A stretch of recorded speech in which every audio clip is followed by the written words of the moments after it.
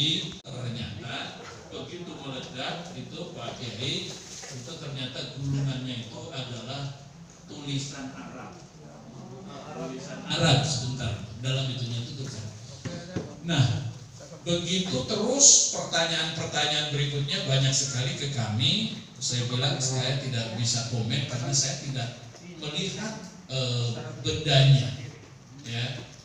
Keesokan harinya saya hari Minggu dapat WA dari teman-teman di lapangan. Setelah saya baca ternyata bacaannya betul menurut saya itu Al-Quran.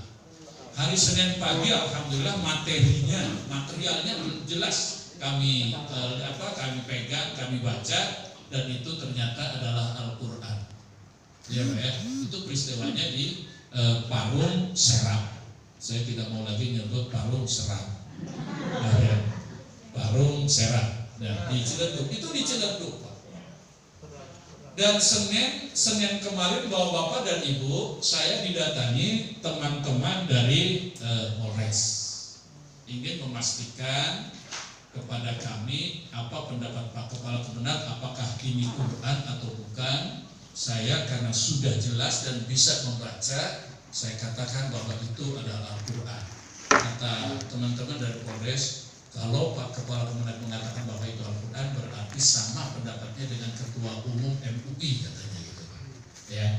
Nah, tentu ini membuat heboh bahwa Bapak di lapangan, termasuk kami juga turun ke lapangan berbicara dengan beberapa tokoh karena orang Banten itu, mohon maaf jika ada hal-hal semacam ini informasinya ya bahasa teman-teman di lapangan yang kemudian juga protes kepada pihak aparat untuk terus diselidiki dan itu dilakukan Pak. Oleh karena itu saya berharap bahwa Bapak sebagai ustadz, sebagai kiai terutama di daerah Ciledug ya khususnya dan umumnya Kota Tangerang untuk tetap katakanlah supaya mampu mereda situasi dan kondisi ini karena kemarin juga waktu hari Senin sorenya itu Pak Wali Kota juga mengundang beberapa orang untuk bagaimana caranya supaya ini tidak sampai ke permukaan gitu Pak. Karena bukan hanya sekedar ini sekarang ini juga sudah turun dari Polda Banten Pak ya untuk menyelidiki.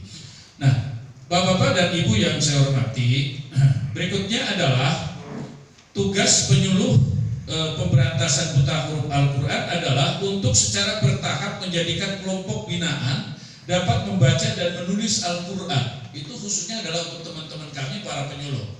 Dan hakikatnya adalah juga sama bagi Bapak dan Ibu, para kiai, para ustadz, untuk terus saat ini kita memulai kembali bahwa Bapak semangat kembali untuk terus bagaimana caranya supaya anak-anak mau ngaji kembali ke Al-Quran itu sendiri Pak. Coba rasanya sudah setahun lebih anak-anak kita kurang dapat sentuhan dari para ustadz, para kiai, dan mudah-mudahan dengan suasana yang seperti ini mudah-mudahan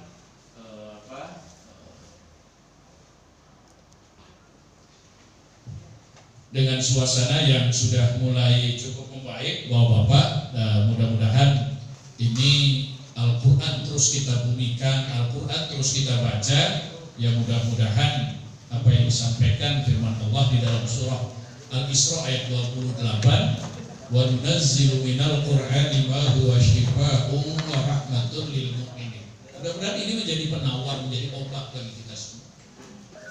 Covid sebagai makhluk Allah menurut saya itu saya yakini ada, tetapi bentuknya seperti apa kami sebagai orang awam tidak paham, tidak tahu, tapi ada. Fakta di lapangan bahwa Bapak dan Ibu para banyak teman-teman kami yang meninggal itu memang banyak ya punya karena virus ini informasinya jangankan masyarakat biasa, tentara saja nggak takut ya. Bahkan pernah kalau tidak salah di Jawa Barat itu ada semacam batalion begitu ya Pak ya, yang kemudian juga terkapar padahal itu adalah prajurit yang kiai dan lain sebagainya, informasinya juga banyak yang terkapar ya. Dan kemarin Pak Kiai kita juga meninggal, Allah kita bukan COVID atau sehat gitu ya. Bapak-bapak dan Ibu yang saya hormati, materi ini harus menguasai beberapa metode baca tulis Al-Quran yang nanti akan disampaikan oleh narasumber tentang beberapa metode. Ada yang disebut metode Baghdadiyah, ada qiraati, ada iqra, kemudian ada beberapa metodologi yang sudah banyak dilakukan oleh para penemunya. Berbeda dengan kita pada waktu kita masih di madrasah diniyah, di daiyah, kita diajari oleh orang tua, oleh ustadz itu alif, ba, ta, ta gitu kan. Sekarang kan metodologinya sudah lebih canggih menurut saya. Ya, cucu saya yang baru usia berapa? 2 tahun ya alhamdulillah sudah sampai Iqra 2 gitu kan. Karena kan orang tuanya intent gitu Pak. Metodologinya bagus ya. Nah, ini beda dengan kita dulu. Kita misalnya di sabetin itu Pak Haji Lili sama guru itu ya, atau mungkin karena memang saking jendelnya begitu Pak, sampai kemudian mohon maaf, saya pernah diludahin segala macam sama guru itu, dan kemudian saya cerita ke orang tua malah disewotin Pak. Mungkin kamunya katanya nggak sungguh-sungguh dan lain sebagainya. Jadi karena diludahi, karena disabet, karena dicambuk, ya alhamdulillah terpacu untuk terus belajar ya alhamdulillah. Minimal surat Al-Fatihah khatam gitu. Ya gitu. Kalau untuk tafsirnya wallahu a'lam. Ya, tapi minimal begitulah. Nah, ini kan berbeda dengan kita kondisi sekarang. Terkadang kemudian ada guru ngaji yang kemudian agak sewot sedikit, membentak sedikit ibu bapak, itu kemudian anaknya lapor ke ibundanya, lapor ke bapaknya nggak terima, malah lapornya ke polisi Pak. Kan sekarang banyak yang begitu Pak. Nah, ini saya kira ya kita juga harus melihat situasi dan kondisi Pak. Mungkin karena saya dulu diludahi, barokah ludah kiai barangkali saya bisa khatam Al-Fatihah. Kalau tidak ada barokah dari surat Al-Fatihah dari ludahnya kiai, nggak mungkin saya bisa khatam Al-Fatihah. Tapi saya anggap begitulah, ya. Maka kemudian ya alhamdulillah. Tapi kalau kemudian sekarang itu dilakukan, saya kira pasti ustadz itu tidak akan laku barangkali Pak Jelili. Jangan ngaji ke ustadz itu. Kenapa? Suka meludahi gitu. Iya kan? Ya, apalagi ludahnya orang puasa gitu ya. Nah ini sangat berbahaya. Nah, oleh karenanya Bapak dan Ibu yang saya hormati, kita semua sebagai tenaga pendidik khusus Al-Quran barangkali ya di Kota Tangerang ini, saya kira insya Allah pemerintah melalui pemerintah daerah, melalui Kementerian Agama melalui Basnas, melalui beberapa kebijakan, mudah-mudahan ke depan bisa mengantarkan kesejahteraan lebih daripada itu Pak. Ya, beberapa kali kami juga menyampaikan informasi kepada Pak Wali Kota, karena ini ustadz-ustadz yang meredam murka Allah, yang mengajar ayat-ayat Al-Quran kepada anak-anak kita, mendukung program pemerintah. Ya mudah-mudahan ke depan ada kesejahteraan. Pak Wali Kota siap, Ibu Bapak. Ya, Pak Wali Kota siap. Dan ini sudah beberapa program Pak Wali Kota juga sudah masuk, seperti ada guru-guru TKK TPQ, ada guru RA, ada guru-guru diniyah, madrasah sanawiyah, aliyah dan lain sebagainya. Ya. Nah, walaupun misalnya di antara kita belum ada ibu-ibu dan bapak-bapak yang mendapatkan insentif dari pemerintah, saya yakin ayat Al-Quran yang mengatakan wa may yattaqillaha yaj'al lahu makhraja wa yarzuqhu min haitsu la yahtasib, pasti rezekinya dari berbagai macam arah. Kenapa? Karena ibu selalu mengajarkan Al-Quran. Orang yang mengajarkan Al-Quran, saya yakin itu adalah keluarga Allah. Keluarga Allah pasti adalah orang yang bertakwa. Makanya saya begitu kaget masuk ke sini, katanya guru-guru Al-Quran gitu ya. Tapi begitu lihat di depan itu, mobil saya mau masuk saja susah Pak. Ternyata ibu-ibu bapak-bapak itu semuanya bawa mobil. Ya, sedikit sekali yang bawa motor gitu. Artinya apa? Kriteria saya mengatakan kalau orang itu sudah kemana-mana pakai mobil berarti sudah lebih sejahtera dibandingkan dengan Kami yang hanya pegawai negeri yang hanya 1 bulan sekali pun dapatnya.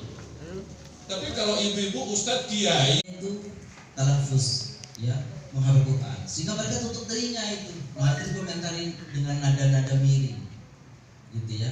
Tapi kemudian juga ada yang mengomentari dengan positif seperti Bu Yeni Abdurrahman Wahid mengatakan coba toleran sedikit, gak usah berbicara tentang radikalisme.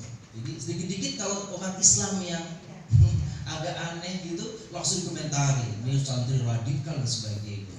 Padahal mereka mungkin itu yang mengomentari rata-rata juga orang Muslim. Gitu. Belum tentu mereka juga benar baca Fatihahnya, gitu ya. Belum tentu, kan saya belum tentu, gitu ya. Mudah-mudahan ini peristiwa seperti ini menjadi viral nasional sehingga kita perlu siap-siap bahwa kadang-kadang orang-orang yang menjalankan agama dengan konsisten konsep itu kadang-kadang dituduh macam-macam, kan gitu ya. Baik, ini sekedar intro saja. Lalu kemudian ada hadis Nabi Sallallahu Alaihi Wasallam. Tadi Quran sudah saya bacakan, ini hadis yang sudah masyhur sekali.